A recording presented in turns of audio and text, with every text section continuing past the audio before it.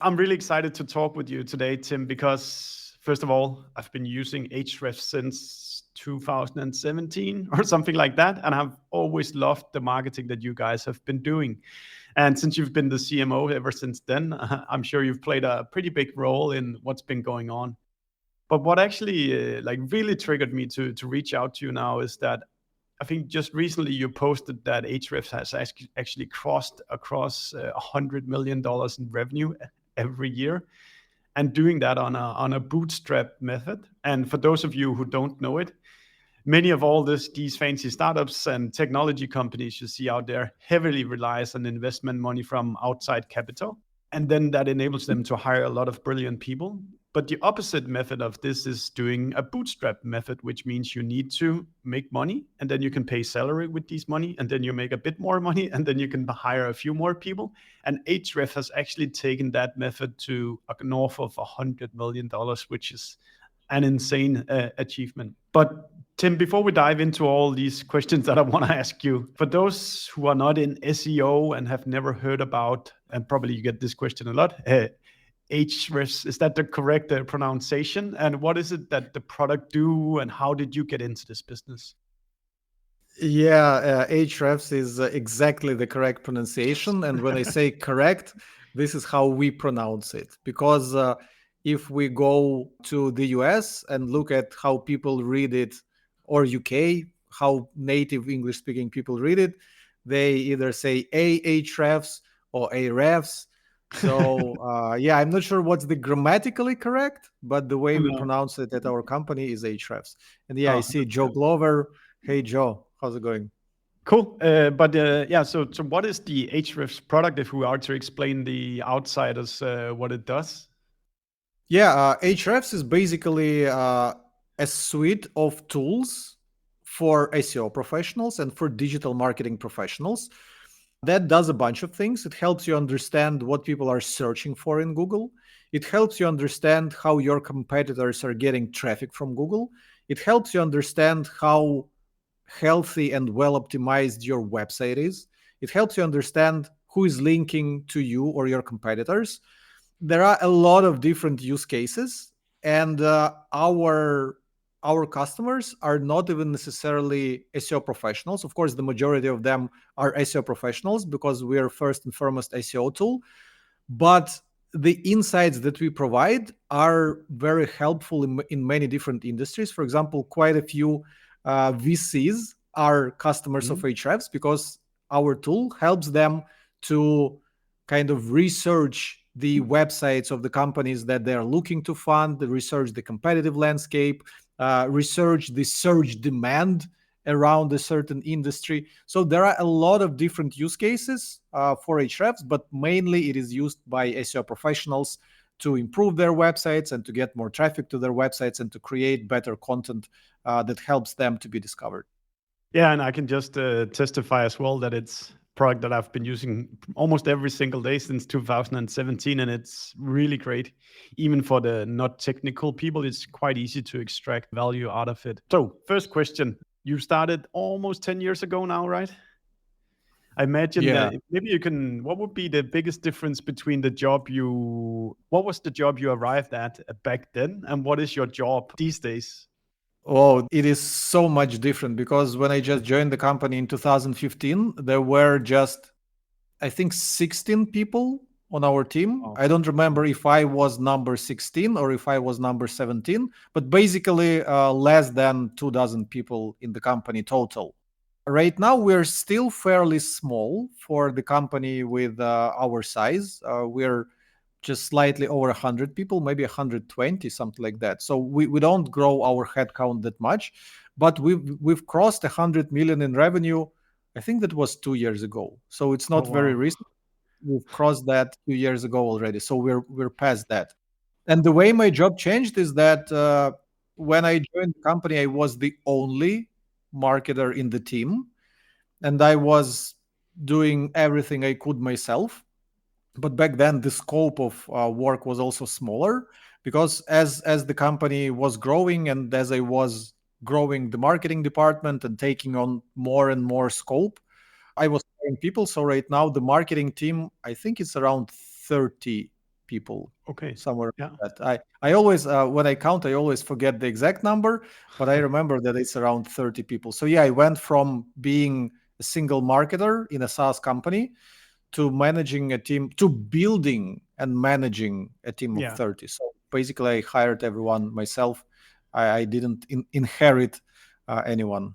It's almost incredible when you see the CMO turnover nowadays that you've managed to stay at the same company and remain a happy employee at the company. How do you feel about this? This is something for me as well personally. Like I've been part of a few companies that have grown quite fast. And how do you feel about this transition from going from being hands-on everything to having to succeed through other people? How have this transition been for you, and how do you remain effective while you can't get your fingers into everything because that will stop the whole process? I'm still very hands-on. Unfortunately, this sometimes creates some tension between myself and some of the members of our marketing team, because sometimes I would jump in and I don't know, micromanage stuff, Yeah. while I should sometimes just let them do their work and make their own mistakes and learn from their own mistakes. So yeah, in the past couple years, that was a transitioning period for me. I've been learning more about managing, leadership, reporting, processes, those kinds of things. But I still like being hands on. I still like to create stuff myself. I still like actually participating in some of the things. It's just my focus over time, it switches from a channel to channel. So sometimes Mm. I would be very proactive with our content marketing. I would try to contribute a lot of ideas, give a lot of feedback. Then, for example, I would try switching to social media and try to fine tune our social media strategy. In the past couple years, since the pandemic was over, we've been developing our events strategy. We've been both sponsoring different conferences Yeah. and started to do some events of our own, both in Singapore and also around the world. We did some smaller events. We're doing a big conference right now in Singapore, end of October. So, quick plug. If anyone Mm. needs a business excuse to travel to Singapore, we have a great conference end of October. So yeah, it's just all the time my focus shifts to something else, and that's when I let go whoever is responsible for this part, for content marketing, for events, for partnerships, and they move to developing some new part of marketing. For example, right now what I'm very much interested in is the connection between sales and marketing, because historically Mm. we didn't even have a sales team, because all our customers were self-serve. They would just come to our website and buy. But recently we started hiring sales, and we started working with enterprise customers who Yeah. require a lot of hand holding, onboarding, calls, those kinds of things. Yeah. And as our sales team wants to work with bigger customers, marketing needs to Absolutely. adjust. So right now I'm learning that part, which was absent in the 9 years that I was with Ahrefs. I didn't care about working with sales because we didn't have sales. And now Yeah. that we have sales, this is something new for me, and this is something I'm actively researching. Very interesting. And yeah, if I can offer any help on that at some point, Tim, I'm happy to share our experiences because we always have always been working with sales. And Sounds just good. as a side note of how big your demand is, I just looked at your website, and above the fold, you can see that within the last 7 days, almost 15,000 new users was created on Ahrefs. So like the But demand that's must be. both paid and free. We have a free tier, so it's not 15,000 paying customers No, created in the last 7 days. It's just like total registrations of both free and yeah, paid accounts. yeah. Cool. So today we are to talk about all the things that Ahrefs has done. That's probably not enough time. Then we would have to do like a 24-hour stream here, but we have an hour, and I want to ask you a lot of things about what you've done. But maybe we should just plug into what you just plugged about events. Why have you taken an interest in events now? Like now that you've been used to just doing online stuff.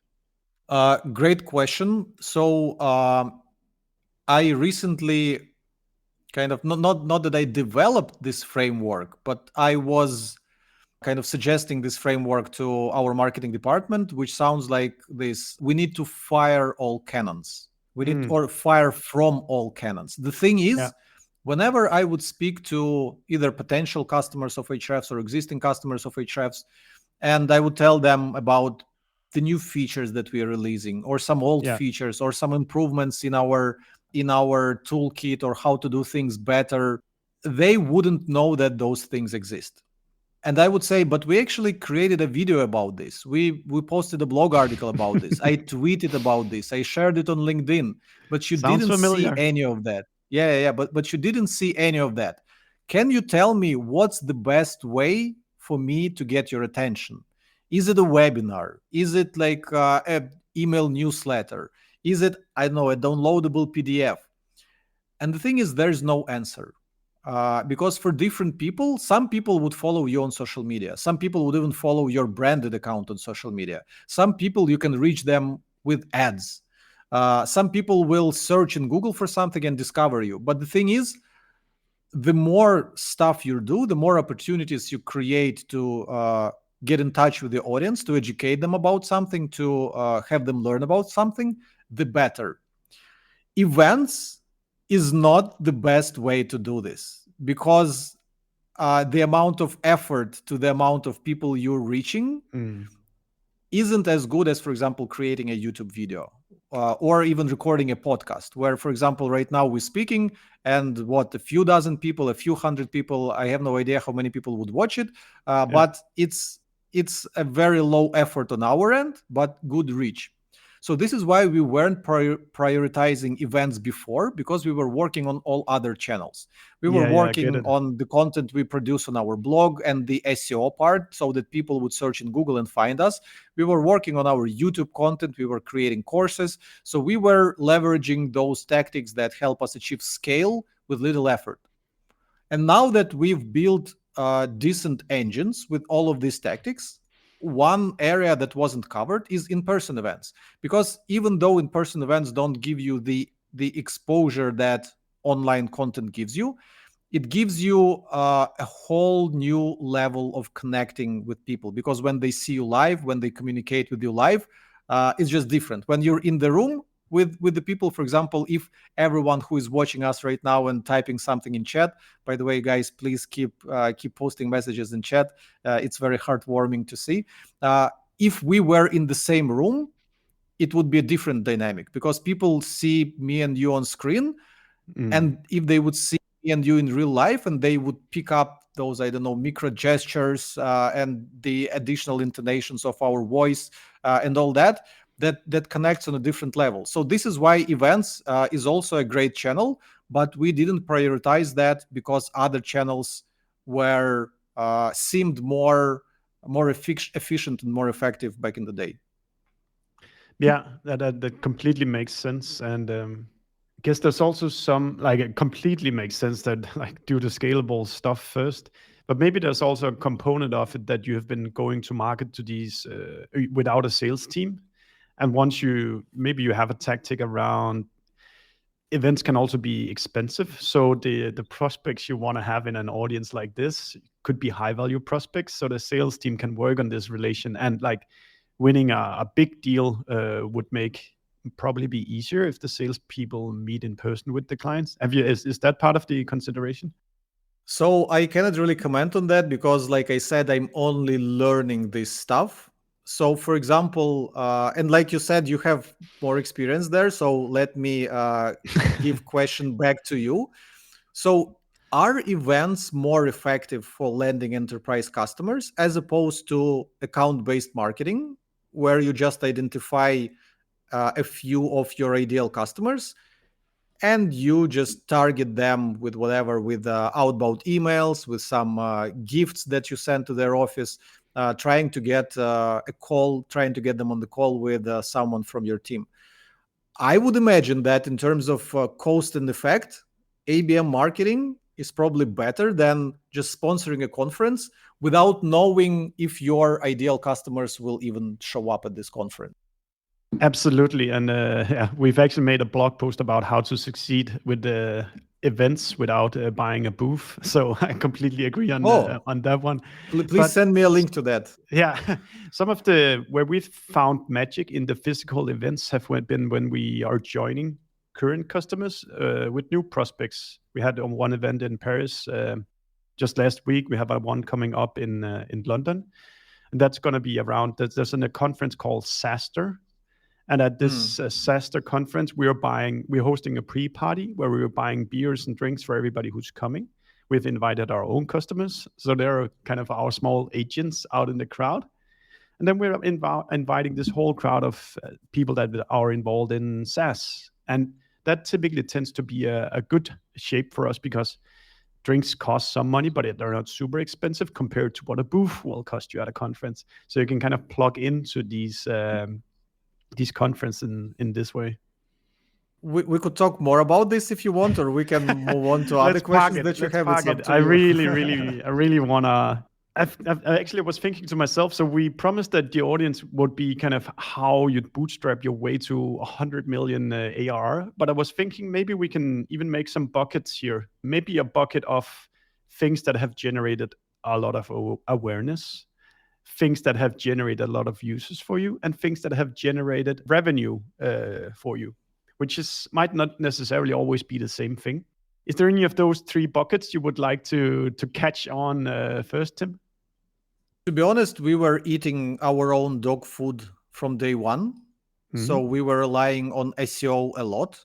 And our search traffic was growing pretty nicely. We were investing in content marketing. So yeah, there are a bunch of things that we've done. Content marketing and SEO is one of them. And when I say content marketing, it's not just publishing on your blog, but we were quite early to the YouTube game. Yeah, I was I just checking believe your channel this morning. It has 500,000 subscribers now, which is insane. Yeah, I started recording the first videos for YouTube the same month that I joined the company, because Oh. if you sort the videos on our YouTube channel to show the oldest first, you'll see some embarrassing videos of myself shot on what was that, iPhone 7 at this time, or what was that? And it took me a lot of effort to record this video because I didn't have enough confidence to just speak like I'm speaking to you right now, or Yeah. when I'm sharing some use cases right now on LinkedIn and Twitter, where I just hit record button and I just record in 5 minutes whatever I want to tell people. I was too in my head about doing everything perfect. So I was literally recording sentence by sentence. I would say a sentence, I would hit pause, I would think of another sentence to say, and to record a 5 to 8 minute video back in the day, it easily could take me 2 hours. 2 hours Yeah. to record a simple video because of how kind of insecure and not confident I was about my skills. So yeah, we started our YouTube channel very early, basically since I joined, and then I was super lucky to find Sam, who is our YouTube host, because for me, YouTube was one of the channels that I was working on. I was working on the blog, I was working on the messaging on our homepage and the landing pages, on educational materials, lots of stuff. But then Sam joined the company and he took over YouTube, and he basically dug deep into how YouTube works, what resonates with people on YouTube. And Sam was an incredible asset for us because the success with the YouTube channel is all Sam. So in that case, luck helped us, because if I Yeah. wouldn't have Sam, we wouldn't have this YouTube channel. Because And you I can cannot only. you cannot Sorry. Yeah. Go ahead, Tim. Go ahead. yeah, you cannot have that much success with a given channel if you don't go all in on it. And if you're trying to manage a few different channels, and you're devoting, I don't know, 20% of your time, 15% of your time, that's not all in. So the channel only took off when Sam became the head of it. There's probably a good marketing lesson there, that you could only succeed if you go all in on a certain channel. Like I was just comparing, we actually at Dreamdata have more videos posted than you guys have on YouTube. but we have, I think, 400 followers, like 400, and you have 500,000. So there must be a million things you have done right on YouTube. If the crash course here in like 1 or 2 minutes, what is the most important thing if you are betting on YouTube? Like, what are the things you need to get right here? So first of all, we were kind of cross promoting our stuff.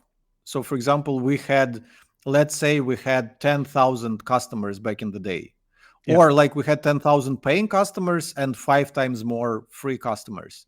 That is already audience who knows Ahrefs and who wants to learn something about us. So we were promoting videos to these people. So that audience that we have on YouTube, it was not made from zero. It is an intersection of the customer base that we have at Ahrefs and people who heard about Ahrefs brand that smart. fueled YouTube. So if we would launch a YouTube channel that is unrelated to Ahrefs and we needed to grow just this channel, then we wouldn't have an existing audience to tap into. So as our audience was growing, we were kind of bringing that audience to YouTube. So that's the first thing.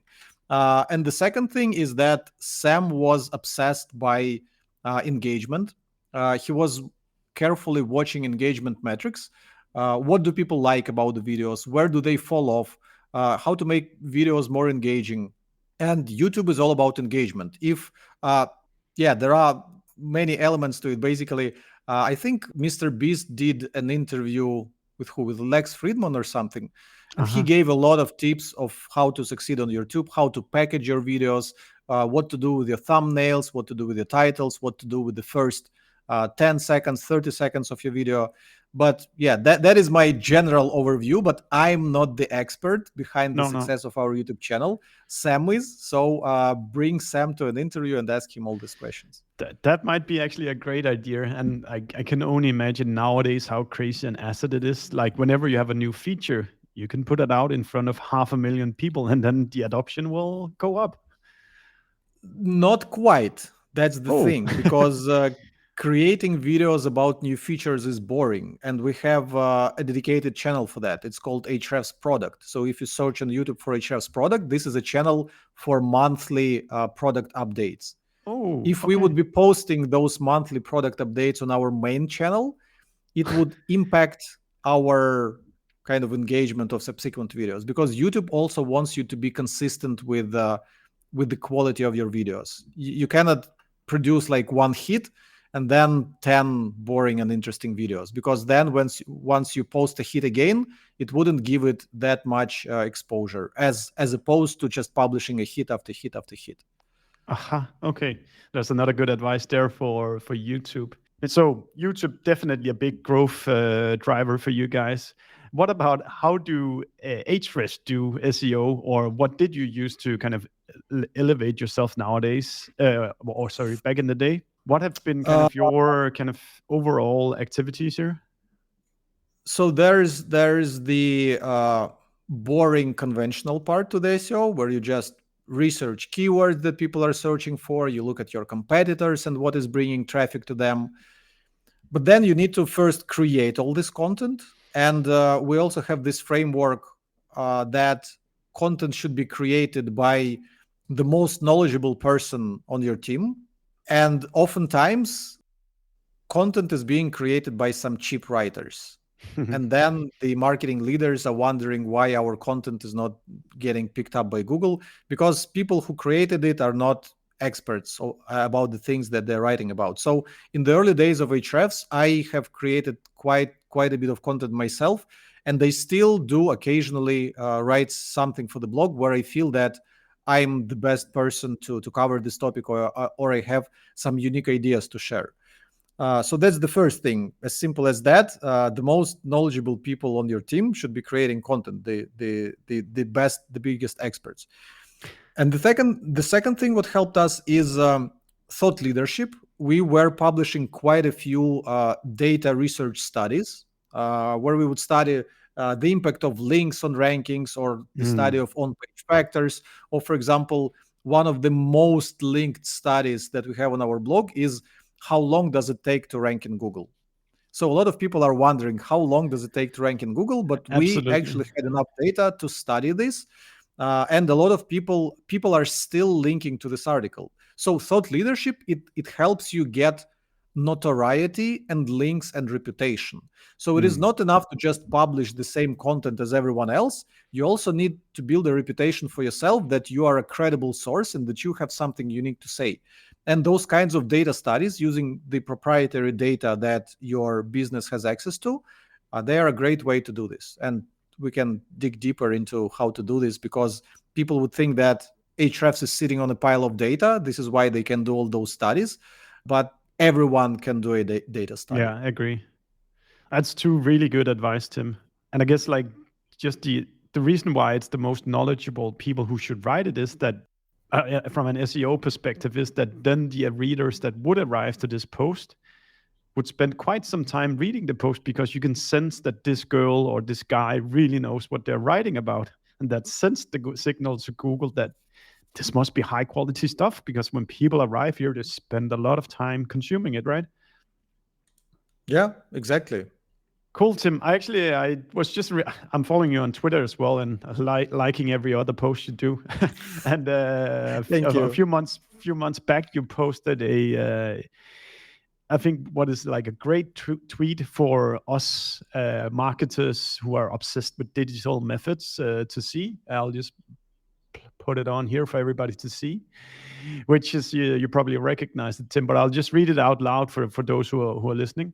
Bootstrapped Ahrefs across $100 million in ARR without these things. No Google Analytics, no conversion tracking optimization, no retargeting. That surprised me. Maybe you have to get into this when you're going up market. We'll talk about that. No A/B testing, no discount, no bidding on competitors' keywords, plus the discontinued midway affiliate program, free trials. And these are all kind of like the standard tool set for every one of us who do digital marketing.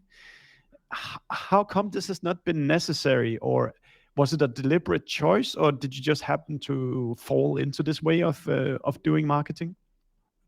Yeah, this was half deliberate and half with like there's some company ideology that, for example, we don't want to share the personal data of our customers with the likes of Google, Facebook, etc. So if we would have pixels of Google and Facebook on our website, then Google would have all the extra data about all Ahrefs customers. So we are very privacy oriented. So we don't want to feed this data to those big corporations. So people who are using Ahrefs, they are safe that Google doesn't know that. Well, Google probably knows that they're using Ahrefs by different means, but at least we're not voluntarily giving them data. So yeah, part of that is just ideological. This is our ideology. And part of that we didn't really see utility in that.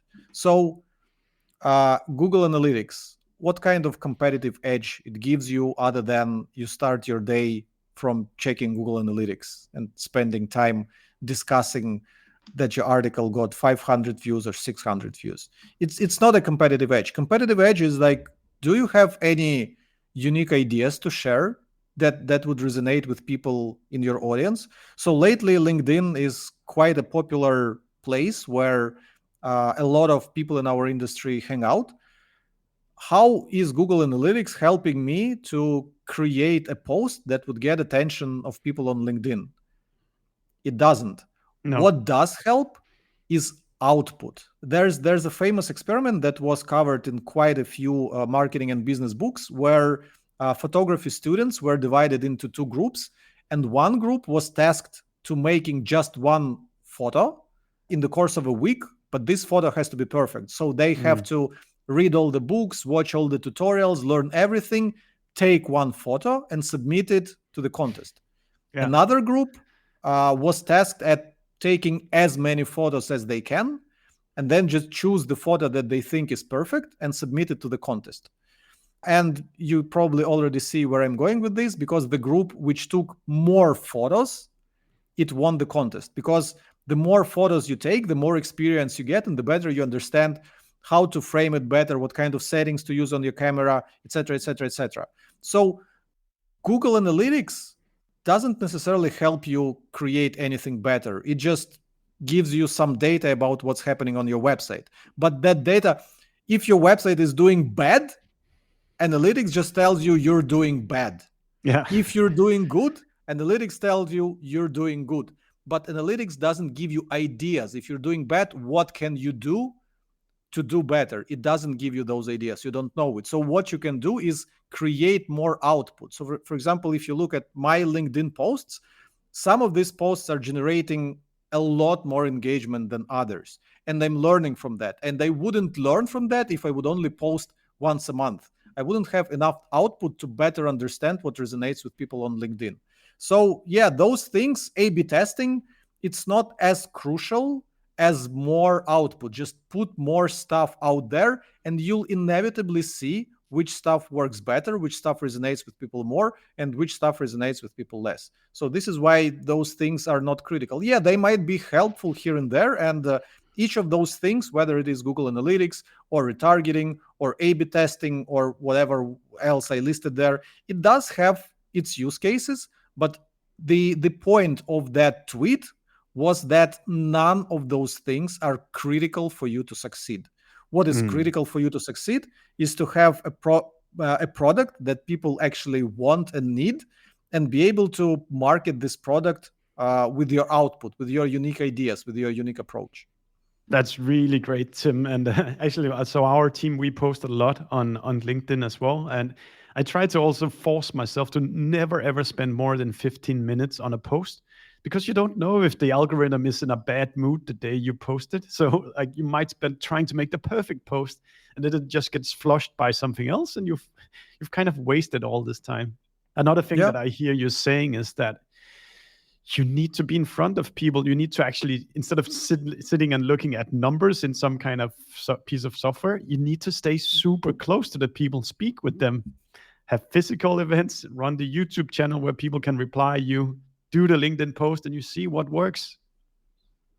In terms of, if we go for the, like, what, if we look at the revenue bucket, are there any particular examples that comes to mind of where you flicked on something, you did some kind of experiment that really had a big impact on your revenue as well? I cannot think of anything specific, to be honest, because we were growing quite gradually. So there was no specific tipping point where the growth has accelerated suddenly. In fact, the growth has been decelerating, because the bigger you get, it's one thing to grow from 10 million to $20 million of revenue. It's another thing to grow from 100 million to 200 million. Yeah. Those are completely different numbers. Both of them are 100% growth, because you're doubling your revenue.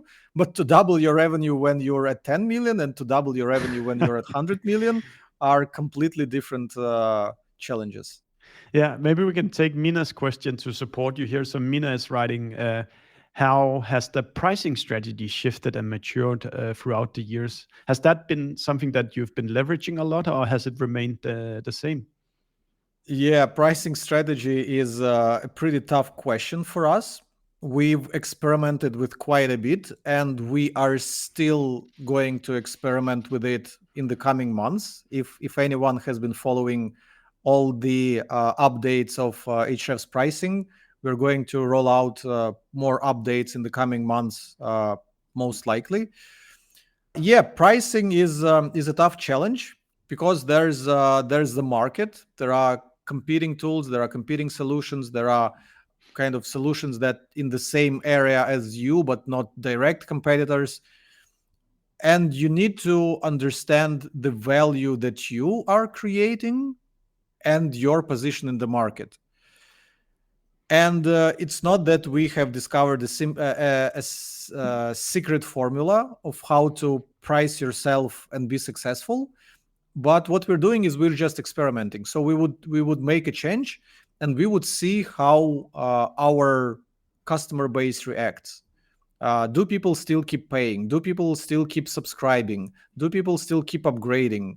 So we watch those things and make adjustments. So yeah, soon we're going to make an adjustment based on our previous kind of experiments with pricing.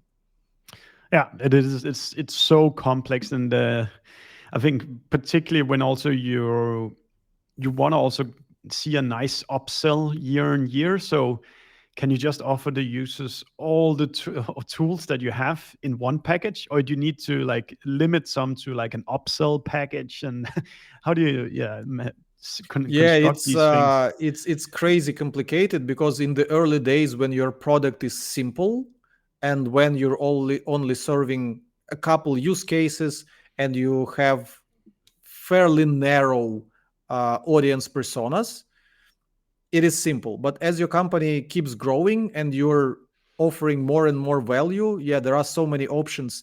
Should this value be included and Mm, grandfathered for all the customers? Should you introduce new packages and have people subscribe to new packages and lock their previous packages? Should you create add-ons which people can purchase additionally? Or should you drop your prices even lower so that to kind of compete better with everyone else on the market? So should you compete with other offerings on the price? yeah. It's very complicated, and to be honest, I don't have an answer to this, because pricing and financials is not quite my sphere of Mine influence. neither. So yeah, I do participate in making those decisions. I do discuss them with the product team, with Mm, our CEO, but I'm not an expert in that for sure. no, no. So you can buy some very expensive consultants and waste a lot of money and not getting anywhere as well. Yeah, I'm not even sure that those consultants would be helpful. Tim, so you just briefly mentioned competition, which is a topic that I think for most marketers, or depending on the market you're in, play a smaller or larger role. And some competitors can really piss me off when they run ads using our brand name, saying something that is not true, or they're writing to our G2 reviewers. And others play nicely and they try to make the cake bigger for everyone. How have your history been with the competition at Ahrefs, and how are you thinking about competitors in general in your marketing work? We had a little bit of everything. Yeah, we had people bidding on our branded keywords with some strange messaging in their ads. We had people copy a lot of stuff that we're doing, almost word for word. We had all sorts of stuff. But what we don't do is we don't spend our energy on this. Usually, whenever we see that competitors do something like that, we take it as a compliment. So they care about us to do those kinds of things to us, which means that we're doing something right. They are in a way afraid of us. They need to take us into account. So yeah, it's never a problem. It's not that you can do anything about that. It's not that we would send any, I don't know, legal notices to them, or I don't know, cry about it on social media or something. It's just, it is what it is. But at the same time, sometimes we wouldn't let our competitors do particularly unethical things. So there was a case, for example, when our main competitor SEMrush, they acquired another blog, and they started wiping out all the mentions of Ahrefs from that blog, because that blog was quite in favor of us, and they started wiping out all the mentions and replacing with themselves, and Mm. without a proper disclosure that they now own this blog. So Ah, people who were visiting this blog and who didn't know about the acquisition would think that this person is recommending SEMrush, while previously they were recommending Ahrefs. And we couldn't just leave it alone. And I tweeted about this for people to see what kind of, I don't know, marketing quote unquote strategy they're doing. yeah. And of course, people were divided into two camps. Some people were saying that it was correct for us to call them out on this unethical strategy. Some other people were saying it's just business. Like, what do you Mm. want? Okay, it's just business. They're doing their part of the business by doing this unethical strategy. We're doing our part of this business by calling them out on it. But what Yeah. happened eventually is they added a better disclosure. It still couldn't be even better, but we're happy that they still kind of followed what we were asking for from them, and added a disclosure, which is a little win for us. So yeah, typically we won't pay attention, but whenever we think that this needs to Across be the calling line. out, Yeah. yeah, we would do this. Yeah. And Okay. I don't think there's any rule to this. It's just whatever you feel is right. It's sometimes like I have to remind myself, just focus on our own business, and you don't become a leader by just like following others. Now if we look back a little bit, we've talked about YouTube as being a really big driver for you guys, and SEO obviously. Is there any other kind of thing we're missing here from Ahrefs growth, or kind of is there a few, let's call them more tactics that work really well at a certain point that is worth giving a honorable mention to here? It's not the tactics. One of the biggest drivers of our growth, if not the biggest, was word of mouth. So people who were using our product and who were happy with it, who were successful with applying this product to achieve certain goals, they were telling about our product to other people. Because if you can be helpful to other people, you get more kind of social credit in their eyes. So people, they naturally want to be helpful to each other. They want to impress each other. They want to get the social credit. But the thing is, word of mouth, it does exist by itself, but you can fuel it. That was And my the way you question. fuel it, yeah, the way you fuel it is by educating your customers both on how to be successful with your product, how it works, because then they can pass this knowledge onto their friends and peers. And for example, if someone is a senior marketer on the team, they need to train their junior marketers. And if you have trained them, if you have created courses, videos, blog articles they learned from you, they would pass this knowledge onto their junior marketers.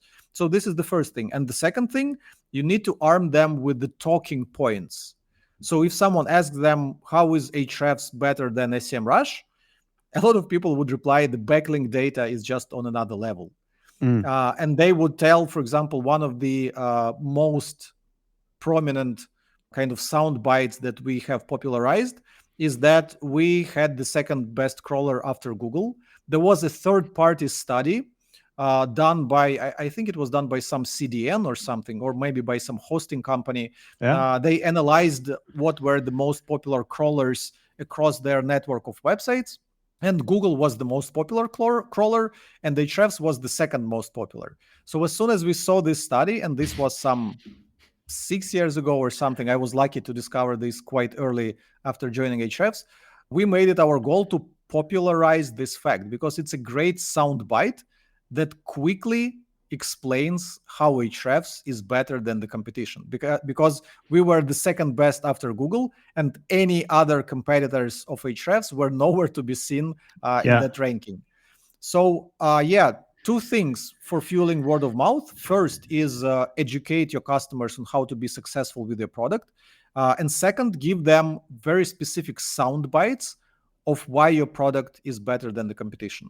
So when you say sound bites, is it like an actual sound bite, or is it also like tweets from you repeating the message from your Ahrefs channels, or is it? I don't know, call it claims, call it arguments. Yeah. But these are very specific. Let's call them arguments. Give them very specific arguments, which are easy to remember and which stand out enough to be memorable. So for example, for us, the second best crawler after Google was quite a memorable argument. And for example, right now, one of the other argument that I'm popularizing in terms of our backlink data, we looked into APIs of ourselves and SEMrush, how many data points each of us gives for every backlink that you're looking at.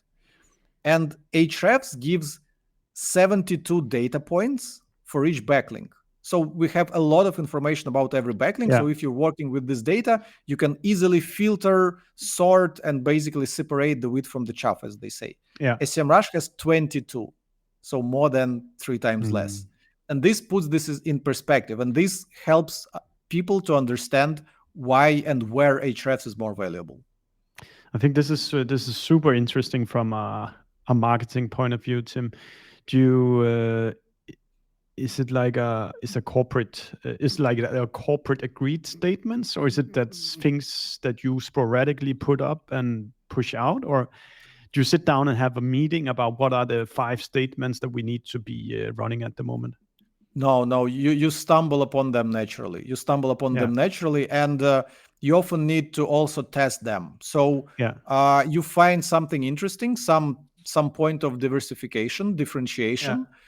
You, I don't know, share it on social media, or even you go to the conference and speak to people and mention it to them, and you yeah. look at their reaction, and you see that Mm, some things resonate much more than other things. For yeah, example, that thing about 72 data points versus 22 data points, I said it at the conference, and they yeah, literally got a few messages on Facebook after yeah, my presentations of people that said, when you mentioned this, I had like goosebumps because of how like well this was framed and yeah. helped to kind of show Ahrefs in perspective. This is when I knew, okay, this resonates with people. They notice it.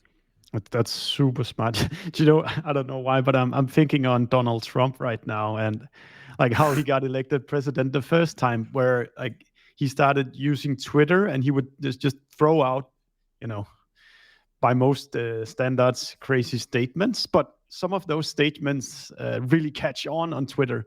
And then he, like by testing, just in my world, a lot of stupid tweets, he suddenly finds out what's really resonating with people. And then he just goes across the country and the world just repeating these, build the wall or make America great again. See what does I this did make sense? follow what Donald Trump was doing with his elections because I'm a Ukrainian living in Singapore, so this stuff is too far away from me. But now, as Yeah. you describe it, it makes a lot of sense. Yeah, I wouldn't be surprised that he worked with some very good marketers to do this. Yeah. Super nice. But can you just let's try to go really deep on this. So how do you repeat the message? Like where do you put it out? Where like if you really find these stuff kind of, and how much do you need to insist on it? Like because with any marketing, it's not enough to do it like once. You need to be consistent. You need to go on a fire on all cannons, to use kind of your expression. But what is it that you do when you want really, okay, there's something here. How do you then get that message in front of all these HREST people? Yeah, exactly. You fire all cannons whenever a certain argument, a certain idea, it can only be mentioned in a specific context. So you cannot be writing an article about, I don't know, ABM marketing, account based marketing, and suddenly talk about the backlinks and squeeze the fact that HS Ahrefs has more a lot ranking of data factors. points. Yeah. No, that makes sense. But if you keep this thing in mind, if you keep in mind that this argument really resonates with people, and you're creating a piece of content, whether it is a webinar or a talk or a tweet or short form video or anything like that, you would remember to make sure that I include it because it fits the context and it resonates with people. So I need to use it. Same whenever you're creating, I don't know, print materials for the conference, when you're like putting some stuff into delegate bags. People's attention spans are very short. So you want to make sure that you're using kind of the snappiest, the most, the messages that have the biggest potential to resonate with people. And you need to have kind of a library of those things in your head. So what are the most impactful things that resonate with people? Because I have like an A6 sheet of paper that I need to put a few messages on, because the more messages I put, the less of them people would remember. And yeah, basically there's we don't have any specific playbook of how we would promote the message, but just look for opportunities to do this. One way, again, if we were doing big promotional campaigns, like big advertisement campaigns, we would probably put that message into our advertisement campaign. Like create those banners that people would see everywhere, go to podcast hosts and have them say it as part of their sponsored message, blah, blah, blah. Go to your, I don't know, partners, some newsletters that you're sponsoring, and put this message there. But we prefer to do things more organically. I was actually thinking a lot of companies could actually benefit from just having a doc that are the bestseller one-liners that you have in your company. So if you are to train people, here's the 10 one-liners you want to say in front of most audiences. But now, Tim, you got me thinking. So we've been looking backwards. If we're looking forward, I recall seeing a YouTube video of you saying you sponsored a podcast in the past and evaluating the return of that. But you have also now jumped onto this kind of trying to launch a podcast. And like, why did you do that? And what is the expectations or hope you have for the Ahrefs podcast? So the answer to this question is very easy. I wanted to launch a podcast because I wanted an excuse to talk to smart people. So it would be awkward if Stefan, me, and you, we don't know each other. Yeah. And if you would reach out to me and say, Tim, can I hop on an hour? Can I take an hour of your time and ask you a lot of questions about marketing? Yeah. I would say, sorry, I'm not sure I have time for this. Like, what's in it for me? Yeah, I like helping people, but I typically like helping people when it is convenient for me. For example, if I go to the conference and someone comes up to me and asks some questions, or if a friend introduces me to a friend, yeah. But if I start hopping on free calls with random people who reach out to me, I won't have enough time to do my job. But you offered me to do a public thing where whenever I'm saying not just to you, but to some other people in the audience who get value from that. This is again the economy of scale. I'm using my time to reach more people. That makes sense. And suddenly we are talking. This is basically the justification for my podcast, because there are a lot of people whose work I'm impressed with and who I think are super smart, super creative, super hardworking, and I want to talk to them. But just asking them, because my podcast, I ask people for 2 hours of their time. Oh, wow. Yeah. And if I would reach out to people and say, can I just talk to you for 2 hours? There's nothing in it for you. Here's my There's just like, fee. They would just like either say no or ask for a consultant fee. So first and foremost, my podcast is a way for me to get in touch with those people and ask them the questions that are interesting to me first and foremost. This is why I don't care that much about download and listen numbers, but I believe that I have a hope that whatever questions I'm interested in, some other people in the world are also interested in. Absolutely. So I'm hoping that people would like my way of thinking. They would like my way of questioning. And therefore, they would subscribe to Ahrefs podcast and follow my conversations with smart people. Yeah, absolutely. Given also the distribution network you have available, I can only imagine that this podcast has really potential to become a big next growth driver for you guys. So I'm actually go ahead, Tim. Go ahead. Sorry to interrupt you, but I actually, once we reach 10,000 listens across the podcast, which will probably happen in the next week or the next 2 weeks, I want to write a post on LinkedIn, 10 reasons why you should not start a podcast. Because I don't think that a podcast is a great channel for marketers to leverage. I think it's one of the hardest channels, exactly because of the distribution. Because when you publish an article on your blog, it has a chances of ranking in Google and bringing you passive traffic. When you publish a video on YouTube, it gets the chances to be recommended by YouTube. When you put out a podcast, by itself, it goes nowhere. You have to promote it. So instead of promoting your business, you have to promote your podcast. So a podcast is not a good marketing channel. This is why I'm saying that my main reasoning behind the podcast is to talk to smart people and to learn from smart people. That's awesome, Tim. I can't wait to read it. By the way, we also have a podcast that conversations like this, we then re-release the soundbite to the podcast as well. But unless we do this like serious distribution work, the listens are so low. Alex Panchuk is asking you, Tim, please name the top 3 marketing trends that are on the rise right now. Something like social selling, awareness. We are posting on LinkedIn anywhere. So for you, Tim, kind of right now, what are the top 3 marketing trends that you're paying attention to? Top 3 marketing trends. I have no idea, honestly. Maybe just the things you're paying attention to. I'm a big fan of fundamentals. I still think that doing unique experiments, doing something creative, doing something hard is what gets attention. And marketing is about getting attention and converting that attention into money in some shape or form. So if we're talking about trends, AI is, of course, a big trend. Everyone is talking about AI. Everyone is trying to leverage AI in one way or another. But if everyone is talking about AI, who do you listen to? So you still have to stand out by doing something hard, by doing something challenging, by doing something that no one else is willing to do, investing more of your time and effort or money into something. Again, a quick example, back when we were redesigning Ahrefs homepage, I had this idea that we can hire 3 copywriting agencies to work independently on our homepage, and we paid each agency around $10,000 for that. So instead of redesigning our homepage either in-house or just paying one copywriting agency to help us out, we turned it into an experiment. We invested $30,000. We had 3 independent copywriting agencies to work on our homepage, and then it turned into a case study. And back when I was previously on the YouTube channel of Ahrefs podcast, I was kind of trying to create vlogs, so to say.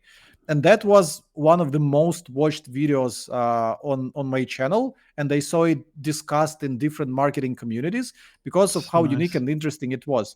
And I don't remember seeing anyone repeating anything like that. Yeah, we see a lot of videos on YouTube. I bought content from $5 copywriter, $50 copywriter, and the $100 copywriter, and things like that. But you don't get a lot of those things where people would. It's almost like the Mr. Beast way, where you would just invest a disproportionate amount of time or money into doing something, and then it's suddenly something mundane, something that doesn't typically impress people, is suddenly interesting. That's a really good point. Okay, last question goes to Jeremy. So speaking of speaking of AI, have you guys looked at your data to see the impact of ChatGPT on content performance ranking since its release? On ChatGPT or on those AI overviews that Google is releasing? Because it's hard to tell the impact of ChatGPT because people seem to be still searching for stuff on Google.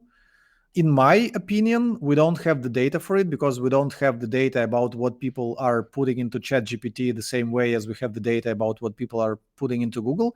But in my opinion, those are 2 different things. So for example, today I might have searched for buying a keychain for my home keys, but in ChatGPT, I've put a URL of a very long article that I didn't want to read, and I asked it to do takeaways from this article. So those are 2 completely different things. I wouldn't search for keychain on ChatGPT, and I wouldn't ask Google to do takeaways from an article. So those are 2 different things. But no, in terms of data, we don't really have the data of did ChatGPT eat any of Google's market share. And like I said, it's even hard to quantify the market share because the things that people are asking from ChatGPT are not the things they would be asking from Google. It seems that ChatGPT opens a whole new use case which didn't exist before.